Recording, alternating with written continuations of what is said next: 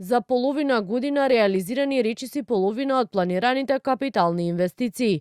Заклучно со 30 јули, според податоците објавени на Министерството за финансии, расходите на буџетските корисници, наменети за патишта, училишта, студентски домови, болници, здравствени апарати, спортски објекти, опрема, софтвери, се реализирани со 47,74% од вкупно предвидените околу 659 милиони евра.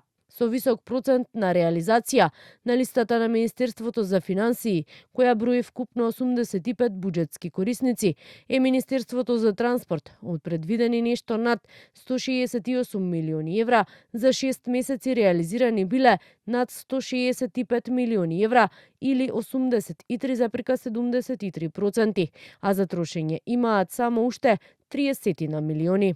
Владата и Созара искористиле по 67%, односно 59,95% од вкупните средства кои им биле на располагање, со што на владата и остануваат уште околу 6 милиони евра, додека во службата за општи и заеднички работи преостануваат уште 2 милиони.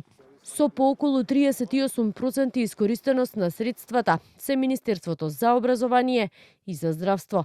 Со многу низок процент на реализација на капиталните расходи се издвојуваат Министерството за финансии со само 3,86%, потоа економија, правда, како и Министерството за одбрана, кое има еден од повисоките буџети за оваа намена, како дел од обврските од членството во НАТО.